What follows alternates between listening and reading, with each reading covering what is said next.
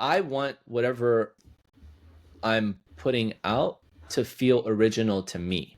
There is something different in creating for others. It doesn't necessarily have to be in public, but creating for others. There are people out there who want to do meaningful things and want to create for the joy of what it can do for you. Like, it is difficult to know like when and how your work will be seen as quote unquote quality. So just remove that pressure completely and just create the work and just focus on making a body of work. Hi everyone, and welcome to another interview with another amazing guest. Today I have for you here on the show PJ Milani.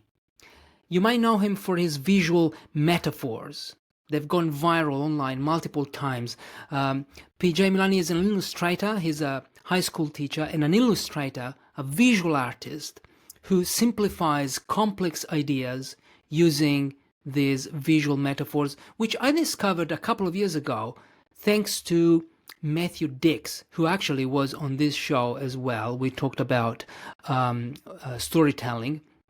And when I discovered PJ Milani's work, I immediately fell in love with his art because it's so simple, so creative as well. So it's very impactful. You can find all the links below. In this conversation, we talked about creativity, building a creative practice, having, being constant, being consistent, not constant, consistent in your creative practice. It doesn't have to be daily, but it has to be consistent. Why? Well, PJ Milani will tell you why. Will tell you why we should all create, because this is all we discussed in this episode: creativity and living a more creative life, making the world a more creative place. Enjoy the conversation. Get ready now. It's story time. Welcome, PJ. It's a pleasure to have you here for the first time, and I'm glad that you accepted this invitation. Thank you. Yeah, no, I'm excited to chat with you. I'm honored always to have conversations, especially about creativity and encouraging folks to take up some kind of creative practice. So yeah, I'm excited to have this conversation. Yeah, I'd like to start with this, with your creative practice, because I've read on your About page that you believe that creating something daily is one of the most essential practices we can engage in to live a fulfilling life. Let's talk about your why. So why this? So why do you believe in this? And what does all this mean? Man, that is a deep, it's we'll a simple but very deep question.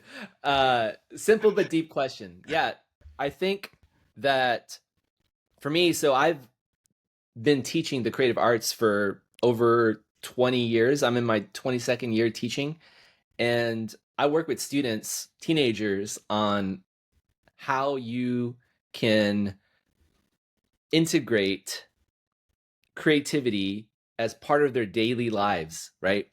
And witnessing that and the impact that it's had on my students over these last 20 plus years has convinced me that the students who are able to engage in something that is expressive of all the things that they're going through, whether it's positive or negative, oftentimes, funny enough, it's the negative things that really inspire the most creative attention and focus.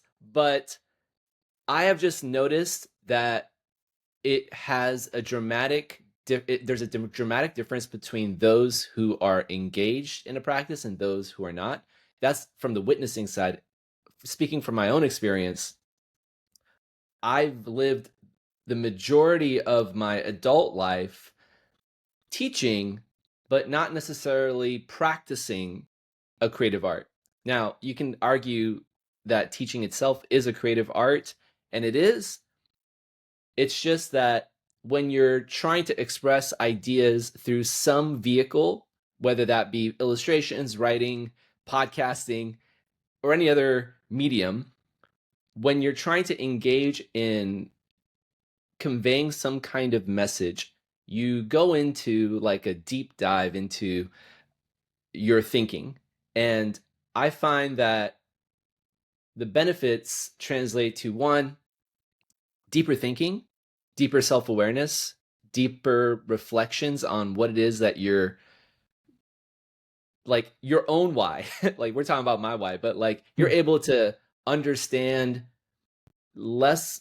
You're not going about your day to day in like this default mode. You are pausing like all the chaos around you for whatever amount of time that you engage in that creative practice so that you can go inner to kind of understand what's going on internally. You can try to integrate all the observations that you're making around you to try to express something. Now, the benefit is deeper thinking and all that, but additionally, and this is a little bit more abstract, but there are all these ambient benefits of engaging in a creative practice that you can't really put into words exactly. You can't define from a quantitative perspective. You can't just be like, oh, yeah, I was this before and now I'm this. Hmm. It's just you have a um I've found just personally, I feel happier, a little bit more joyful in my day-to-day life. You just look at the world differently because it is less as a I mean, we are all engaged in a lot of consumption these days, especially in in media, like social media and all that. But if you are engaging in a creative practice, kind of like the yang to the yin of consumption and creativity, you're able to look at the world differently. And looking at the world from a creator's perspective kind of looks at not just the summative everything all at once, it also looks at the component parts, and you're just I find that it can translate to all kinds of additional benefits, whether it's in the workplace, whether it's in how you communicate with your spouse, whether it's how you parent with your children, you're in just engaged in a different level. Hmm. And all that to like, so the purpose is that's the individual level. And my kind of purpose is to encourage other people to engage in this practice because it may sound a little bit cheesy, but if we can make the world have more creative thinkers, we can make the world a more creative place. And I think that that's what we need in order to progress in progress in whatever it is that we're trying to pursue. So yeah, that's kind of the maybe my cheesy like internal purpose, but yeah, hopefully Yeah, that no, it answers. doesn't sound cheesy at all, to me at least. Um, I'm wondering, so you said that you spent most of your life not creating, Mm, but teaching art, because you're yeah. a high school teacher Hmm. and you teach film and animation, correct? Yeah. Hmm. Right. So, what made you start this creative practice, or what made you go, okay, no, I need to create? I know that you've got something in your journal, something happened in your journal. Uh, Yeah. yeah. Yeah. Yeah. And I should say like it's the adult life that really is the lack of a creative practice. It was, Mm. in college and high school, I did engage in like, making art. I mean, I went to film school and all that. But once you start teaching, you like put all your creative juices into like teaching. And so for me, it was always this nagging, buzzing sound in the back of my head where like I should also be making stuff Mm. while I'm teaching how to make stuff. So it's that whole paradox of, teaching versus doing and all that. But yeah, so like it was always like this thing that I wanted to do. I knew I should be doing. It's just, life and you only have so much time in the day and all that, blah, blah, blah, blah, all the excuses that you can come up with. Hmm. But I have a journaling practice where I try to be reflective and a little bit more self-aware. And that practice over the years has forced me to kind of come to grips with the reality of my thoughts today and my thoughts in the past. So what happened was, this was during the pandemic, and I'm sure a lot of us were going through this, I don't know, existential crisis of what the hell is going on in the world. And I was forced at that time because, being at home teaching online to teenagers, it was very different than what I had signed up for to become as a teacher. So I'm like, okay, now this is the first time I'm thinking, okay, if I can no longer be a teacher, then what can I do? Who am I? That, sparked a lot of reflection. And so, I'm writing in my journal, and in that journal, I was really just coming back to this, again, nagging, buzzing sound of, okay, I should really be doing some kind of creative practice, or I should really be doing something for myself too. And then I'm, it just like felt so familiar. That thought was just so familiar. And I was like, it just had like deja vu feeling. So, I have my other journals. And so I started just kind of like looking back on my other journals. And it was literally about 10 to 11 years before I had like a post so familiar. It was like almost exactly the same. And I was saying the exact same thing. So I was just like, oh my God, am I going to write the same thing in 10 years from now again? And so I was like, I have to make a decision. Like, either I am just going to be like, hey, we're going to jump into this. I don't know what the hell is going to happen. I don't know if I'm going to be good at it. I don't know if what I'm going to actually start doing either. But either I do something, or stop pretending I'm going to do something, and just move on with my life and just be like, all right, no, no, no. I made a choice. I'm no longer interested in being a creator on my own. I'm just going to encourage other folks. So I made the choice to be a creator too. And that was kind of like that pivotal moment where I just kind of decided I'm going to jump in.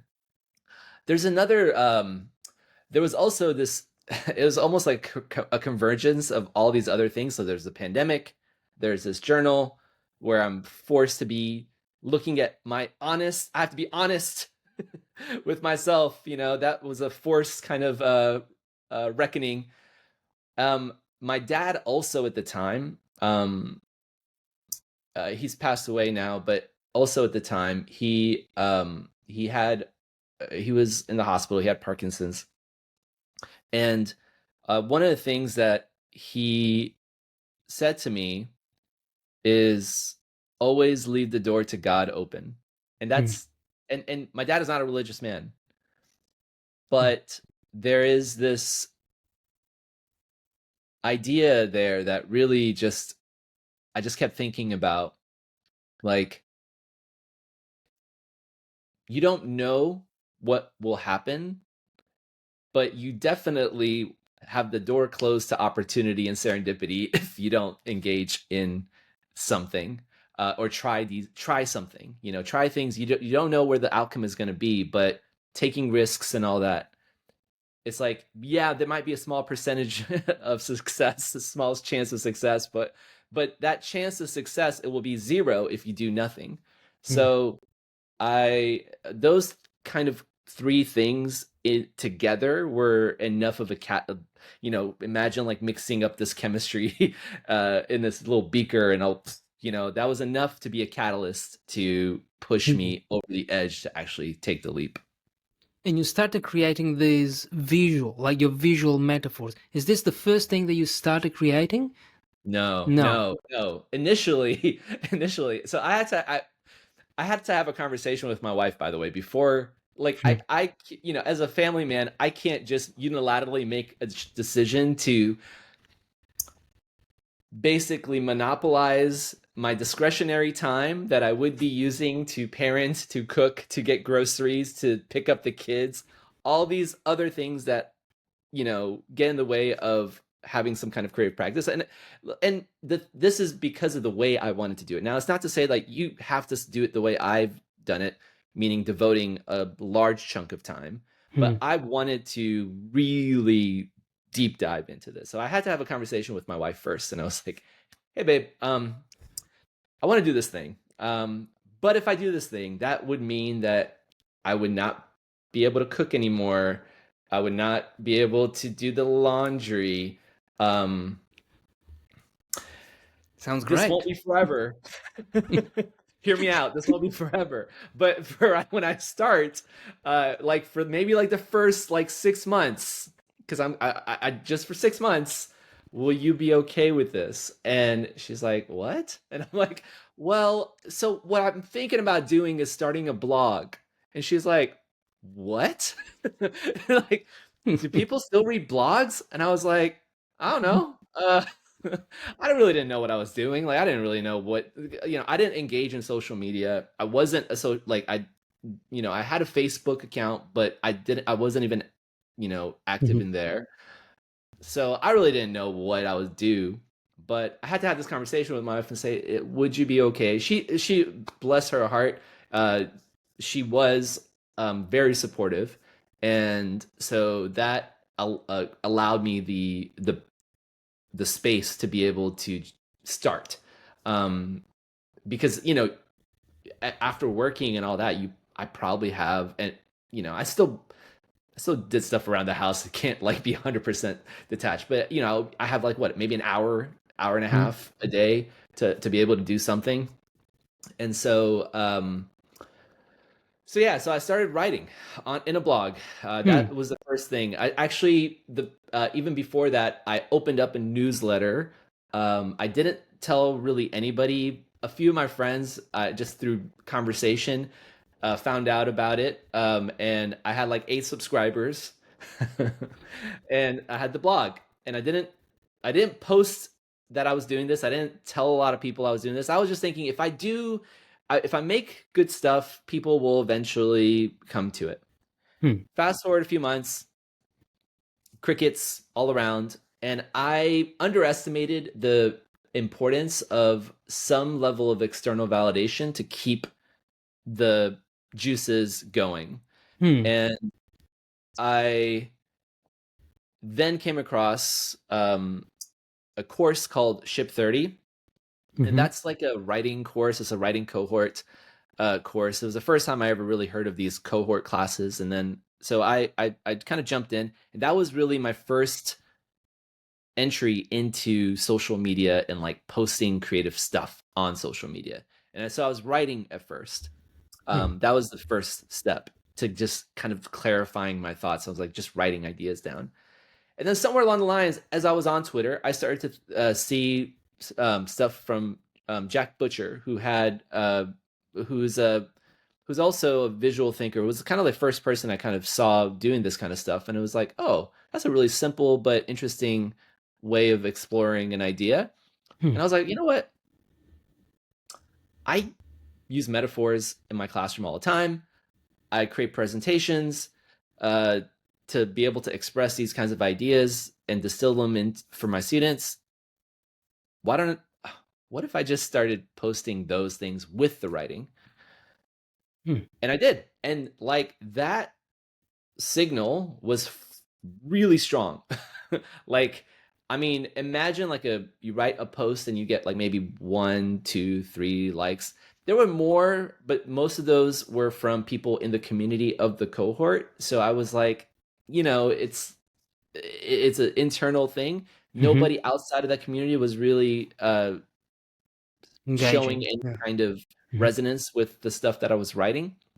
But then when I posted the visuals, all of a sudden, uh, the world started to open up a bit more. And the signal to that, again, people were really commenting on this. Wow, this is an interesting idea, or this really resonates, and so on and so forth. And that is what kind of inspired me to keep doing that. Now, I will say the beginning was I was just kind of shooting in the dark. I was just like trying this, try that, try this, and it was not as refined of a process as I have now. It wasn't as refined of an understanding of how to express ideas as I have it today. So yeah, I did not start with visuals right away. It's kind of like you stumble into something and you're like, oh, Hmm. okay, that kind of works. Cool. So, what were you writing about when you started the blog? Do you remember? Yeah, a lot of it was around creativity. Honestly, a lot Huh. of it was about self-doubt. I had one post, just to give you an idea. It was like I was thinking about legacy and creativity, like talking about the the title of the post was "Cool Guys Don't Look at Explosions," and it Hmm. was basically, it talked about, Bach, Edgar Allan Poe, Emily Dickinson. None of them really like saw any traction, any external validation. Hmm. Going back to what I was struggling with, and none of them saw any kind of signal that what they were doing Any was of likes? any value during their lifetime. Now, Edgar Allan Poe tried to make was one of like the first American writers to like try to make a living as a writer, but Hmm. he failed miserably. And it wasn't until he passed away that scholars now look at him as like one of the best short fiction writers of his time, and even of all time. Emily Dickinson, maybe published a few poems during her lifetime, but she was like painfully introverted, not really, you know, um, not really like sharing the fact that she even wrote poems. Hmm. But after she passed away, her sister comes across this bounded book of like all these poems, and it starts getting shared with the world. And what at that time, what was crazy is like thinking about this idea of it is very difficult to know the impact of the stuff that we create during our lifetime. And it's Hmm. not to say like someone will always do this, but I found those pillars, those examples of these like amazing artists really reassuring that it's like if they were to like know what they would have been able to have achieved after Hmm. their lifetime, I wonder would they have still created. I don't know, like because that's an outcome focused thing, but they kept going. There was something about them that kept them going despite no indication that their work was Yeah. having an impact, and yet it had this dramatic impact. And so I related to like imagine those action movies like Antonio Banderas in Desperado, like the explosion behind them is like happening, and they're not looking behind them. They know the explosion is going to happen, and so Mm. cool guys don't look at explosions. That was kind of like how I brought it all Ah, together. I get it now. Yeah. Yeah, so it's like so anyway, that was the kind of stuff that I wrote. These kinds of I guess thoughts on creativity. How do we keep ourselves going? How do we engage in it? Why should we engage in it? And yeah, I also wrote about teaching itself, like how that how ties into um, that's an important part of reflecting on what it is that we're really doing as teachers. So there, I had a couple like buckets that I was writing on. It was like creativity. I was talking about teaching, and I was talking about productivity in some respects as it relates to teaching and creativity. Okay. I'm wondering, do you feel that today we've got too many artists around? And by artists, I mean content creators, YouTubers, bloggers. Like there is really a lot, and Yeah, it's even hard to maybe emerge as you did, because you now have a big following, right? Because you create great art, and that, I guess, that is what brought you this big audience. But maybe there are other artists out there, and they just make great stuff, but they don't get discovered because there is yeah, this huge amount of content. Like the internet now is, I mean, it's three times the world. yeah, How do you feel about this? yeah. This is a really interesting question. I, I think about going back to just since we were just talking about like Edgar Allan Poe and Hmm. Bach and like Emily Dickinson. Like, imagine they were alive today. Their vehicle for discovery is far greater than what they had back then. But also, would they have stood out? Hmm. Would because they would have had to have shifted the way they wrote in order to appease an algorithm in order to be seen. and that would have diluted the quality of their work. Hmm. That is just an interesting thought exercise to reflect on. Like the kind of work that is being highlighted and emphasized in social media these days, social media specifically, if that's the vehicle of discovery, is very specific. I will say Hmm. what's interesting though is I do question this a little bit. Um, as an example, like LinkedIn has I don't know how many billions of users, but the data shows that only really 1%, less than 1% actually create content regularly. Hmm. It may also sometimes seem as you are, if once you start creating stuff and you start sharing that work, it feels like, oh my gosh, I'm competing with so many people. But there's less creators than we might assume. Now, the creator economy is a growing thing. So Hmm. that is not necessarily to say, yes, there are definitely more and more creators. I think AI is really what killed a lot, or rather, has diluted more and saturated more rather than Yeah. the fact that there are more people creating. So I think there's a lot more people posting. That Hmm. doesn't mean there's a lot more people creating. Ah, Like, nice. yeah, I think that the heart of actually creating real thoughtful, human, expressive content is actually surprisingly rare. Because I see, at least from my observations, Hmm. I see a lot of business people, I see a lot of companies, I see a lot of content creators who are kind of coalescing with marketing, and so they are arms to a business, and because of that, it is a it is a race to the bottom in terms of attention and focusing only on attention to build as much volume as possible so that you are seen in multiple platforms in order to get leads and in order to be for the business to prosper. There's absolutely nothing wrong with that, but that I think gets mixed in with this perception that there are all these content creators out there, there's all these creators out there, and you know how do I compete with them? It is not to say that we are not competing for the same attention, but it's just to say that I actually think it is far rarer to meet another creator who is actually creating for the act of creating. It's not to say that some people perceive it as like, oh, I want to do a side hustle and also be creative and whatnot, and there's nothing wrong with that. I kind of bristle at that idea where it's like, oh, you got this side hustle doing Milani Creative, and I'm like, no, no, no, I actually don't believe that at all. Like, not even for a minute that I'm doing this as a side hustle. I believe this as a in alignment with what I do rather than like a side thing. And it is all in the service of encouraging like what I do as a teacher and what I do online, which I kind of see as a extension of teaching. They're both in alignment in encouraging people to build some kind of creative practice for themselves. Whatever cadence makes sense for them. Doesn't have to be daily, but some kind of creative practice that's intentional. So yeah, the challenge is still real. Like that is just to give a caveat, but the challenge is still real that we are competing for attention.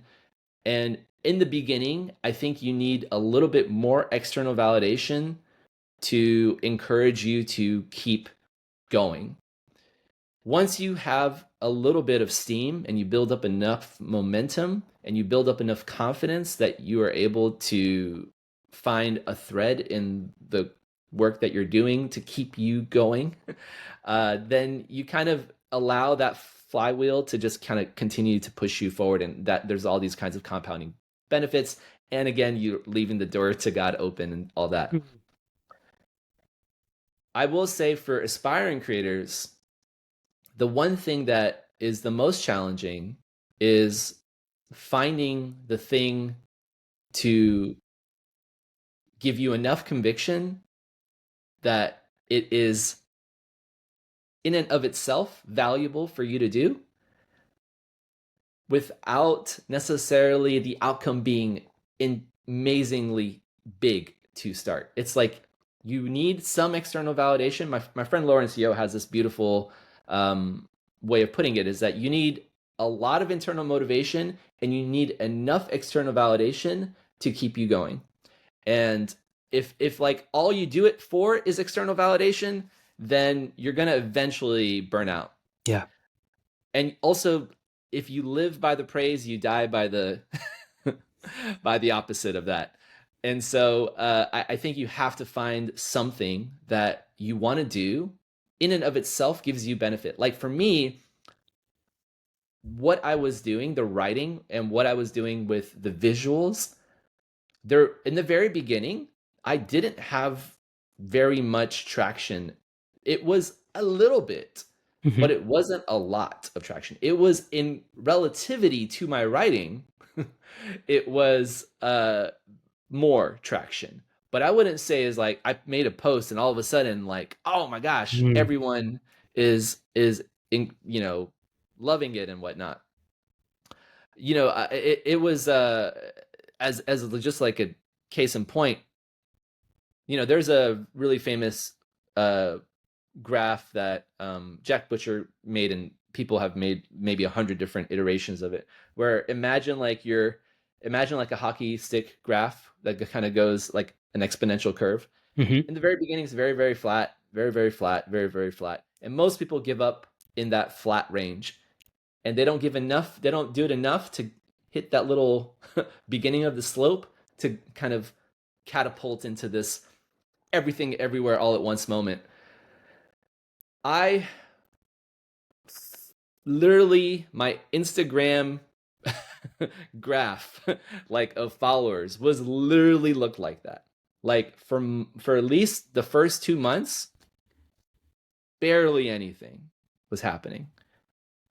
And I did not make any changes, by the way. I was not like looking at what other Instagram like I did not care about any of that. I was just like, let me just create something, post it, and that in and of itself was like my check mark. Hmm. And so doing nothing different at one point, and it wasn't the post itself because it was maybe a repost, and it just like all of a sudden that graph just started picking up. So I think for aspiring creators, it's important to be aware of all these things, and being consistent is hard. It is incredibly hard. There are a lot of people that I was making visuals with when I first started who no longer make visuals. Huh. And it's a really challenging thing to keep at it. But And so if you're an aspiring creator, I think that's the most important thing, is just to remember, like, you really need to remember that graph. yeah, but I'm wondering, maybe I'm wondering if they're creating not in public, so they're creating visuals in their journal, for example. Yeah. Because so far we've been talking about creating in public, so publishing your Mm. work. Yeah. But building a creative practice, I'm wondering, I'm asking you, Yeah. can one do it, privately? With Absolutely. Yeah, absolutely. Absolutely. The challenging thing for and so I'll make 2 points here. The first point Mhm, is, I never tell my students as an example, like post your work, like, become a, YouTube creator or whatever. Like mhm, they're making specifically inside the community of the classroom. I think there is something different hmm, in creating for others. It doesn't necessarily have to be in public, but creating for others. And it's kind of like if you've ever cooked for someone you love, you I know, have. like versus cooking for yourself, right? You're like, if you're cooking for yourself, a lot of times you might just eat something to nourish your body. But when you're cooking, let's say for a date or someone that you love, or even for your children, you're gonna spend more time. You're gonna, and there's something in after you've cooked it that you want to see the reaction. You want to see, is it delicious? Do you like it? What do you think? You know? And I think that is kind of the difference between creating for yourself and creating for others. Hmm. And it doesn't necessarily have to be public, but I think there is a different value and different motivation and different impact creating for others. And that's kind of what I would that's kind of like the thread. You don't have to like be on social media. Hmm. There's a lot of folks that, in fact, I think, I mean, so I, even though I am on social media, I Hmm. still don't enjoy it at all. Hmm. Like it's just one of those things that I do so that I can keep doing it.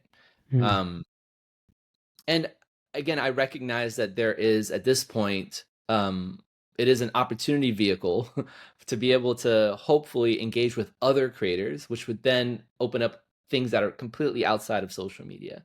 Like this conversation that we're having, like you wouldn't know what I do.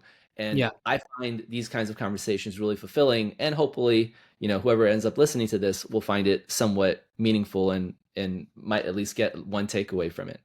So yeah, so to answer your question, you don't necessarily have to create for others, but there's also another component to this,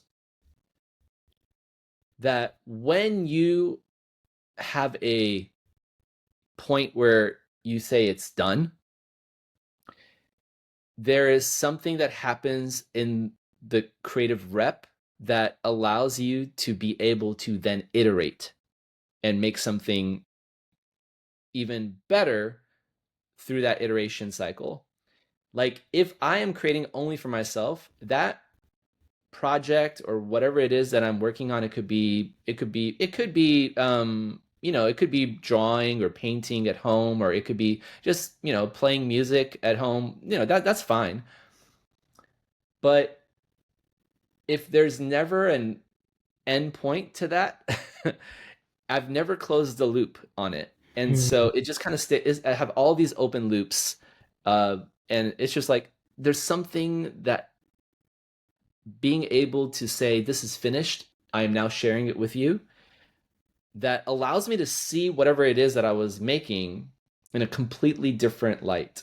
And I've seen this over and over and over with my students, both my teenage students and the adult students that I teach in the cohort class Hmm. that I teach. And it's like PJ, when a second after I post it, I realized what I could do to make it better. And I'm like, and I was like, that is so common, because the second you post it happens even in like with my students in the classroom. The second they start to show me what they've edited, they start to see the problems that they Hmm. can fix on. And that's just because your brain closes a loop. They're like, Mr. Milani, I'm done. Mr. Milani, I'm done. I come over and like 10 seconds into the whatever it is that we're watching, they're like, oh, sorry, Mr. Milani, hold on. I gotta let me fix this. Because they realize, that it's, and I always say, did you watch it before I come over there? And they're like, yeah. We watch it twice. I'm like, okay, cool. I walk over, 10 seconds in, they're like, oh, hold on, Mr. Milani, we gotta fix this. I was like, all right, I'll be back. So that just happens, and I feel like there is something about sharing your work with someone else that allows you to see the full picture in a completely different way. Beautiful. Yeah, I think it was, I don't remember where I read it, but art, this person was saying, I think it was Van Gogh or Brenda, you learned in a book. Art is basically the process, the act of letting other people know, letting other people notice or see what they have never seen before, or letting them see something in a different way. So Mm, I remember Van Gogh would paint the sky because he thought that the sky was beautiful, and that picture of the sky, that painting of the sky, mm, was to signal, was to draw the attention to whatever whoever looked at the painting mm, to the sky. So look, this is what you should pay attention to. And this Yeah. was art. Otherwise, Van Gogh would just Van Gogh or any artist would not try to sell their art, try to make it public. Yeah. And I think this is what you do with your visual metaphors as well. So Mm. you create these visuals to help other people see what they think it's complex, or they have doubts about it. I don't know. Is this your purpose as well, Mm. behind posting those visuals? Yeah, it's there's so many different like things I'm like on the imagine like there's like a big picture, like a Hmm. goal, and then there are all these like kind of tangential sub goals. The one of these sub goals that are for the audience is Hmm. that through sharing a visual, through I guess consuming one of these visual metaphors, and it should be a quick kind of thing, right? It's like it'll take you 3 to 5 seconds, hopefully, to kind of look at Yeah. something and be like, "Oh, that's interesting. I got it," you know. And through that, there is a message, but there is also an interpretation, Mm. and I share these different kinds of interpretations of how you can relate something that is familiar to something that is less familiar. And this kind of interpretation can hopefully create an insight that either is an aha moment or like, oh, or a yeah, that's exactly it. That's exactly what I've been trying to express. And this puts it into great clarity. And that is kind of like a goal for these visuals. Now, some of them are very simple, but but the simplicity is actually really challenging to get to. It's like, it's far easier to write a 5,000 word essay and go all over the place in a thing in a like a as if I'm writing something than is to condense that into a succinct message that somebody can like get without having to read 5,000 words. Mm. So the simplicity is actually surprisingly, cognitively, it can be cognitively intensive depending on the message that you're trying to convey. It's gotten easier over the years because once you start to understand the tools that you have at your disposal. But in the beginning, I'm just kind of like trying to figure it out. Hmm. But I would say, yeah, there is something too. Whenever you're making a metaphor, you have to first off, if I'm making a metaphor about something that you are completely unfamiliar with, you don't have a foothold into understanding what the overall message is. But if I'm making a metaphor to something that everyone knows, like, okay, what a pencil is, and everyone knows what sharpening a pencil is, and then I'm kind of like making a metaphor that, thinking is like sharpening a pencil. You're sharpening your thinking. Overthinking is continuing to sharpen the pencil and breaking and continuing and going on and going on. That's overthinking. So that's a metaphor using something that you are familiar with to something that you're less familiar with. You understand what thinking and overthinking are from a conceptual perspective, but to connect all of that into one message gives you greater clarity in the next time you find yourself like thinking about something and you're like, wait, am I overthinking this? Am I over sharpening my pencil? Mm. There's just a greater clarity of existence and like decision making and all these other, again, those ambient benefits that once you have that clarity in an idea, that you're able to kind of move about life in a much more meaningful way. And so that is hopefully one of those additional goals for the visuals that I create. I'm hoping that it gives people a foothold into understanding something that they're either struggling with or uh, hopefully reassures someone that, hey, this is not an unusual thing. This is a human thing, and so on and so forth. Like, I have a wide ranging, you know, array of different messages that I try to convey. And that's not a smart business move. Like if I just talked about one thing, like if I all I did was create visuals around productivity, I might even have a larger following, and people will be like, hey, PJ is the productivity visual guy. The more Hmm. specific you are, the more easier it is to find you. I have a wider range because, again, I'm trying to find messages that I'm interested in. Hmm. And that kind of there's always this little tension between the creative practice and like the business practice, I guess. Those are different things. Very different tangent there, but yeah. So hopefully that answers your Yeah. question. Yeah. I'm also wondering, how do you create these visuals? So how do you come up with an idea, or like, do they come from your reading, from things that happens in your life? Mm, And how do you go from that idea to the visual, like to the final product? I know that, I yeah, mean, can you describe your process, maybe? yeah. It's a little bit simple and a little bit complex. Hmm. So it's like the simplicity is that once you start to see the world in a specific way,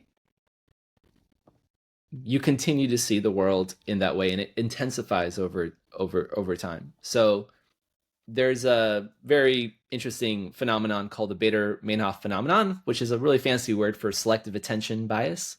Hmm. So, imagine, you see a red Volkswagen, or you buy a red Volkswagen, and you're like, okay, now I got a red Volkswagen. And then you start to drive around, and you're like, whoa, there's another red Volkswagen. And you continue to drive around, oh, there's another red Volkswagen. And it's like, oh my God, there's so many red Volkswagens. It's not that there are more red Volkswagens, it's that your attention is now attuned to the existence of red Volkswagens. Hmm. And very similarly to visuals and being able to see the world in a more uh, visual, metaphorical way, like once you start to pay attention and attune your attention to a specific these kinds of relationships, you start to see them everywhere. So there is like this level of passive inspiration that can happen whenever you're just going about in your day to day. So there is that part of the process. Now, there is also this active inspiration side of things, which is where you start to examine the things that you want to say in a more intentional way. Now, that can sometimes happen through reading, it can happen through podcasts, it can happen through conversations, but that is more like, here's a message I want to convey. Hmm. There's a lot of ways that it can happen. Like serendipitously, an idea could just pop up in your head. When you do it after a long while, and ideas start to pop in the very beginning, you do have to devote more time to think and make really intentional connections. So the way I would initially do it is I will find keywords, draw circles around them, Hmm. and use arrows to kind of try to understand the relationships between things. And that is a great way to start to see how things are connected or disconnected, or how they should be connected. And so that is part of the process. I would also say it is maybe a little bit counterintuitive, especially because we are all nuanced human being people. The world is not black and white necessarily, but when you think about relationships, the human brain is really good at making binary relationships. It starts to struggle a little bit once you create all these additional components to understand a clear message. Now, it's not to say that the message is truth, but it is to say if we're trying to teach something, like if I'm trying to teach you some idea of like, or let's say you're trying to teach me an idea about podcasting, you might say like, well, this was me before, and this is me after podcasting. It's a binary comparison. Hmm. And through that, it's like a very clear message. And very similarly, when you think about, here's something I'm trying to convey in a visual, you try to understand is there a texture of this message that I can highlight two components and really dive into what is that message if I was to say this and that. And so that's why you'll see a lot of my visuals have like a left and a right side or a top and a bottom side. And that's where the clarity comes from. Now, you do lose nuance sometimes because people will be like, well, no, that's not it. Like as an example, I use this example in my course where like, I could say a message about, the value of reading. This is why it's important to read. And everyone's like, yes, but if you read too much and not apply anything, then, doesn't really do anything for you. I'm like, yes, but the constraint of this medium, at least the way I perceive it to be, is that you have to decide on one message and one message only for each visual. So I have another visual that has reading books versus applying books. Yeah, that's one of my favorite, by the way. Yeah. Oh, thank you. Yeah. Now, if you look at the comments under that, it's like, well, what about just reading for the joy of reading? It's like, yes, that is also important. But again, for this visual, this is the message. Now, if you ever look at my comments, I don't argue with people online. It's just like, okay, cool. That was your interpretation. Fine. All good, whatever. The conversation is not between me and them, it's between the visual and them. So it's like if you go to a museum, the artist isn't next to you saying, hey, this is what I meant. It's like whatever you mean, right? Is embedded in the thing that you create.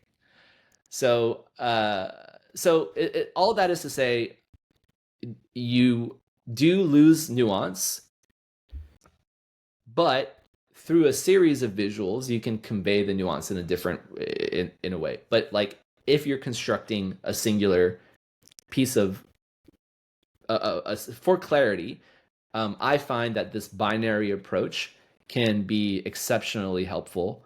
And so that's kind of my process. It's like going about this passive inspiration, using active inspiration whenever I'm, thinking, okay, I want to create something, not really sure what, and honestly, you can't really turn it off once you turn it on. It's like, you start to like, as I'm reading, even if I'm not trying to, once you, again, I told you, like when you start like creating, you see the world differently. So as I'm reading, ideas will just, I'll draw in books, I'll write in books, as I'm consuming. And part of, actually the technical side of things of making the visual, the creative process of that is having this, binary kind of distillation of a message to have a clear message. And the really cool thing is when you start to do this more and more, you understand that an idea can be articulated in multiple different ways, and each idea can have a different texture to it. Like I talk about management versus leadership, and I probably have, I don't know, 6 to 10 visuals on this key difference. They're all having a different texture. The message is similar, but the texture of each visual will be different. And that's another avenue of the creative process, is that iteration part, which is almost essential to how I perceive creative work. Iteration is critical. Do you ever feel that you have to be original when you create your visuals or your writing, whatever you're creating? Do you feel, okay, no, this has been said and talked about before, so people know this. I need to come up with something original so that people will like it. Something like this. Do you have any of these thoughts? Yes and no. Yes, on the side of what I want whatever I'm putting out to feel original to me. It's difficult to know if it's original to someone else. So it's like if I start to judge the idea and think, oh, this has been done, people are going to think this is cliche and so on and so forth. That's something I try to ignore. But if, as I'm going about my day, I have this insight and it's important to me to interpret it, then I will kind of follow through and try to see if I can articulate that idea. what I am not a fan of is like, this is something I don't do, and this is something I discourage people from doing, is I will not go on Instagram or social media to look at what other people are creating and then use that as inspiration. Hmm. I know that's something that a lot of people will do, and there's nothing necessarily um, inherently wrong with that, but I find that that can begin to pollute and seep into your thinking. Even if you don't intend to take somebody else's work, you start to like question whether it is something that is original or not. Um, and ideas that I have in my notebook, I still, this is funny. Like I'll message sometimes another creator, like, oh my God, this is, I'll take a snapshot of something in my sketchbook, and I'll shoot it over to them. I was like, this was in my sketchbook, what you just made. It's like, now, did he Huh. copy me? Absolutely not. Obviously, we kind of all tap into the same ether of existence and thinking, and somebody just beat me to the punch. Now, the interesting thing that I kind of struggle with, though, is what do I do after that? Do I make that still? Hmm. Usually, I don't. And that's because I'm like, well, it already exists in that same way. Now, if I have a different way of interpreting it just a little bit, like maybe I have different wordings or the message is just a little bit different, then that's different. But like there are some tropes in the visual metaphor world that are not necessarily mine or original. Hmm. As an example, the iceberg metaphor, very, very commonly known. Now, if I were just to take an iceberg metaphor and post it to convey an idea, is that original? Is the visual part of that, the graphic side of that, original? No. But if I was to convey an idea on the surface side of the of the iceberg and the deeper surface under the surface side of that metaphor, and that idea was not done, then it's original. It's, to me, it's original enough to say this is an idea worth sharing. What I really try again to avoid doing is to create something so that it gets attention. Like, or Hmm. you have a different lens. Like if I see, I don't want to post something in my colors that already exists. That's just copying somebody else's work. So this idea of like originality, it can be this paralysis if you struggle to always be original with everything. I think if you allow yourself to just walk the path that somebody else has kind of cleared a little bit, you might stop at a different point than they did. Like you Hmm. might stop a couple steps in and see something really beautiful just a few steps in and focus on that. Whereas the person who walked ahead of you is maybe 30 miles down and like catches something else there. So if you allow yourself to think before you're like, stop yourself, before like say, no, this is not original, I can't do this, like walk the path a little bit, see if you, as you start to think about it a little bit more, if you can give your own remix of an idea. I don't like the term steal like an artist. There Hmm. is a great book by Austin Kleon Yeah. called Steal Like an Artist. And Austin Kleon is an amazing writer, and he also a visual thinker in his own right. And even Austin himself has been on records saying like people misunderstand this message Hmm. because they just look at the title of the book. They don't read the book. And they're like think, "Oh, I'm stealing like an artist. I'm going online, I'm taking this, I'm taking this, I'm taking this." That's not, they're just stealing. Stealing like an artist is taking a component of one thing and interpreting it through your own lens. I like to use the analogy of remix like an artist Nice. because Yeah. it's like a DJ. Imagine like I used to DJ back in back in high school and college, so this is where the kind of comes from. You have your record. I had like Techniques, these old record players, but imagine you got your record on your left. That's somebody else's idea, and you got your record on your right, and that's a completely different person's idea. How you mix those two, where in their ideas you mix to that's like, and then you add your own little spins like wiki wiki wiki like all those little things that you can do with these with uh, two people's ideas. That remix is original. That is Yeah. a different thing.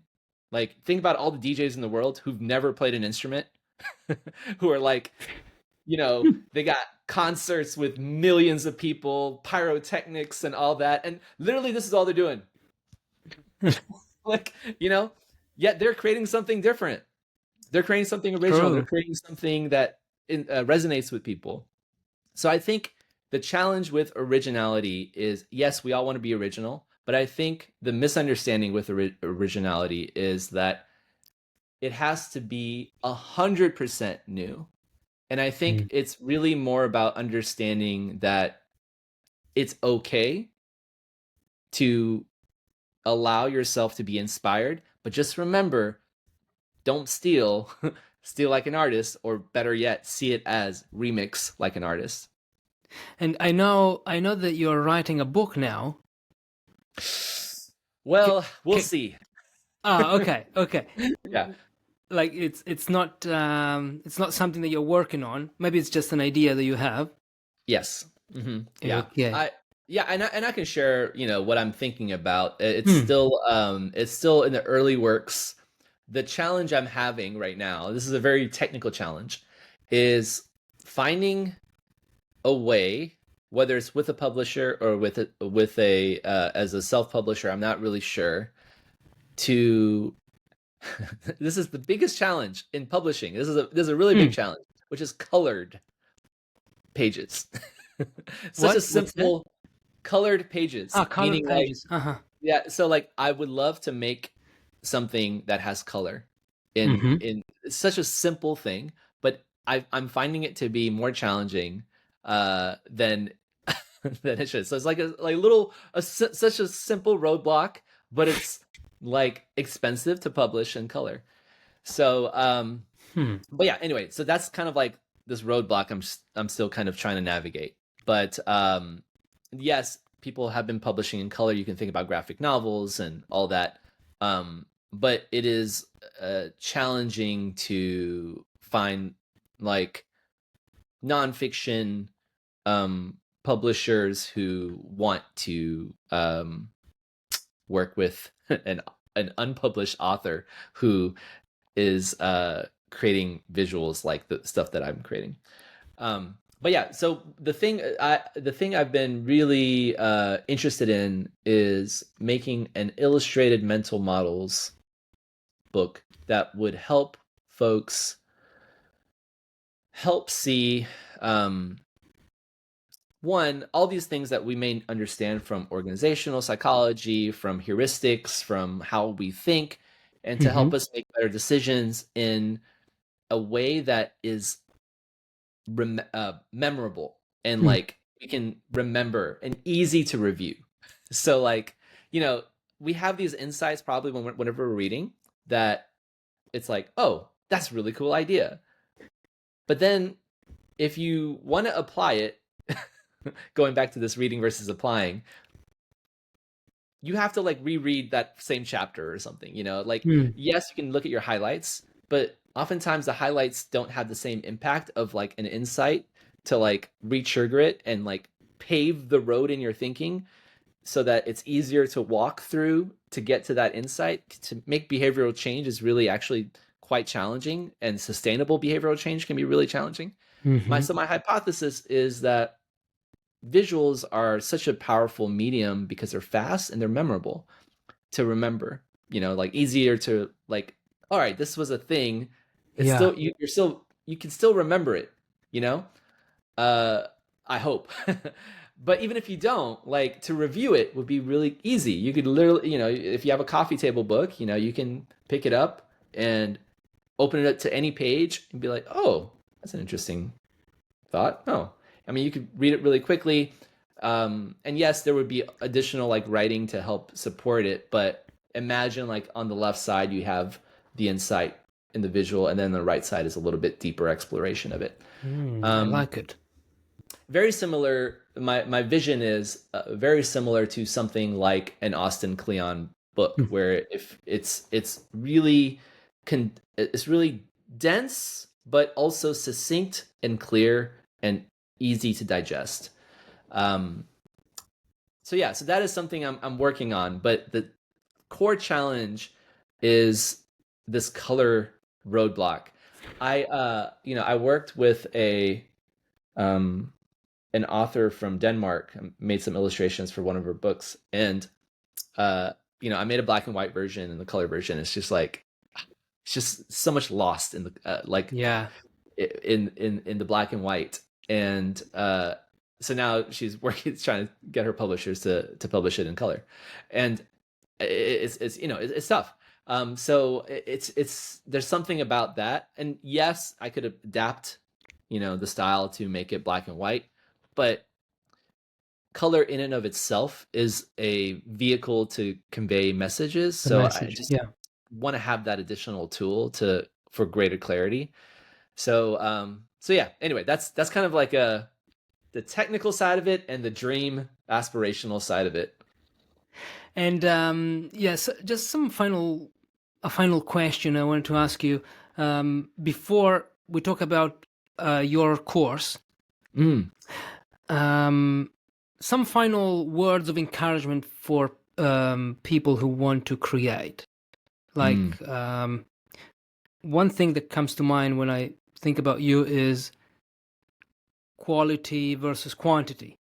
So you believe mm-hmm. in quantity. So make Yes. stuff continuously, like not continuously, but make a lot of stuff, and at some point, one great thing will come out. Like I'm thinking about the greatest rock bands. Not all of their songs were hits, Yeah. right? Yeah. So they Yeah. were maybe once every, I don't know, 10 songs, or once every 2 albums, I don't know.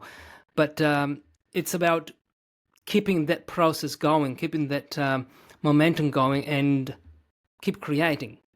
Yeah. I Yeah. guess this is your philosophy, right? Because I heard you in another podcast saying it's better to create more, so quantity, not quality. Right? Yes. Did I get it Yes. right? Okay. Yes. That's absolutely, you Okay. nailed it. I'm all like, yeah. Okay. Okay. So, Ditto. any other I don't know, final words of encouragement for writers and creatives in general, if you have any? Yeah. Yeah. Yeah. I mean, you pretty much nailed the philosophy there, which is the reason I suggest quantity over quality Hmm. is that there is this mental block that we all have, that we think something is not good or good enough. And that block can paralyze us from actually making stuff. And yeah, maybe we might make one or two things, and then we build this like, oh, this, I don't know why I didn't start sooner. And then like you get to the third thing, and you all of a sudden now are stuck, and you're like, ah, this one isn't as good as the first one or whatever. And I think the second you are able to remove that pressure to create something amazing, and I should very much highlight the point that it is very difficult for us to be the best judge of our work. I mean, go back to Edgar Allan Poe, Emily Dickinson, Bach, like these massive creative souls. Like it is difficult to know like when and how your work will be seen as quote unquote quality. So just remove that pressure completely and just create the work and just focus on making a body of work. Mm. And through that, you're able to begin to see some impact of the work, of the body of work. My so that is like the overarching goal, just to help you get started.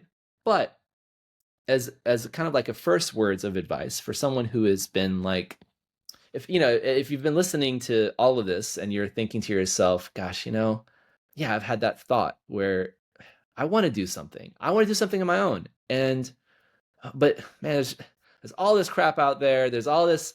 Everyone is creating something online, and my cousin has a social media following, and my sister's starting, but she hasn't really seen any traction, so on and so forth. And now should I even blah, blah, blah? And you can just get lost and trapped in this cycle of like, I want to, but here are all the reasons why I can't do it right now. I want to, but here are all the reasons I don't know why. As someone who went through that cycle for almost all my life, um, I would just say that if you try to take a first leap, and I want to kind of like go back to this when we say, like, when I say a leap, I mean, don't take this giant leap. Just imagine there's a rock right here and it's a step. If you can just think about just taking that first step and then the day after taking the next step, you will start to see paths that you couldn't see from where you are now. Like, your perspective will literally change, because if you make a step forward and another step forward, you're going to see a completely different horizon line, right? So trust in that and take those first few steps. You could always walk back. Like, Yeah. really, if you not, you know. So that would be my, you know, probably if I had a billboard, I'd just say take the first step and then the one after that, and just keep going. So yeah, that would be my encouragement. Is this what you teach in your cohort? Yeah, it's part of it. I teach a lot of different things in the cohort, a lot of like different these kinds of philosophies, but also just high on the technical side of things. Like, I think we focus a lot on quantity over quality. We focus on iteration over perfection, and we try. And man, I don't know what I did in a past life, but I've somehow the course has been able to attract some of the most um, thoughtful, sweet, kind-hearted, supportive people. Maybe it's because I call it thinking in visual metaphors. Like, I Mm. don't call it 10x your social media, Mm. whatever. I don't call it make a fast $10,000 today. Yeah. It's called thinking in visual metaphors. And the kind of person who might be attracted to something that's called thinking in visual metaphors is probably someone who likes to think. And so, because of that, the course has been super fulfilling, in just being able to meet people who are thoughtful, who want to engage in, despite what might feel like this overwhelming deluge of AI derivative stuff. There are people out there who want to do meaningful things and want to create for the joy of what it can do for you. Like, so many, just like, imagine what writing it does for people, like journaling and being able to become more self-aware and all that. Thinking in visual metaphors, is the goal of it is to help give us a different set of tools to be reflective of our thinking, to see the world in a different way, to help make connections in ways that we wouldn't otherwise make. And there's the thing, one thing I say is, like, you cannot hide behind a visual, like, meaning the idea is going to be clear. So, someone may not read your 5,000 word essay, but if somebody comes across a visual that takes 2 seconds to process, like they're gonna understand the message, whether it's clear or whether it's not. That's that's a different story. But it is a much more powerful vehicle of conveying ideas online. And even with all this AI imagery that you may see, it's still not visual metaphors. It's still not visual thinking. Like, Yeah. I will say, you know, I know like sometimes somebody can look at my work and think, oh, I can't draw, so Mm. it's not, for me. I would love to be able to do this, but I only draw stick figures and so on and so forth. And, I've had over 500 students in the course, and almost everyone to a T has that same thinking. And it's like immediately they realize, oh, I can do this. Like, holy crap, I don't need to draw. It's it may seem silly to say because like I'm talking about visual metaphors, I'm talking about all this, but visual metaphors are not necessarily about making pretty pictures. It's about being able to convey an idea in a meaningful way. You could do that with arrows and circles and bar graphs and line graphs and all these other formats that are able to give us the tools to convey ideas while we are learning how to add more, these like other images. And the cool thing about living in today's world is you have all these different tools now that you don't even have to be able to draw anything. Like, Canva is great for that. And you can use AI to generate the image, but you still have to have the idea and understand the relationship in the idea. Usually what happens in AI is you'll take one image and then you'll take an image of something else and then you can put them next to each other, and then that'll help convey the visual metaphor. So yeah, anyway, that's a word vomit of kind of part of what we do in the class. Cool. So where can people find you? So you've got this newsletter on Beehive. Yeah. I have you can look up Visual Ideas newsletter on Google, and that will take you to my newsletter. I send out like 4 visuals every couple weeks. Yeah, I'm on that one too. Yeah, awesome. Yeah. Thank you. You can also find me on socials, Milani Creative. You can milanicreative.art to learn a little bit more of what I do, and that yeah, and the course Thinking in Visual Metaphors. That's a bunch of different things that you can check out. Yeah, I'll put all these links in the show notes so people can check out if they don't know you already. Thank you, PJ. It's been an awesome conversation. Thank you so much.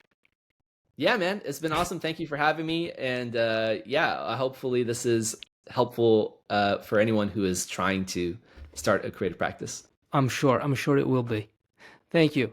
Thanks for listening. Thank you for watching. If you're a writer and you want to improve your writing, or you want to keep improving your writing, consider joining my private email list, Better Writers. I send one short email every week. I share tips, insights, things that I learn, book recommendations to help you do one thing only: become a better writer. The link is in the show notes or in the description of this video. Thank you for listening once again. I'll see you in the next episode. Bye-bye.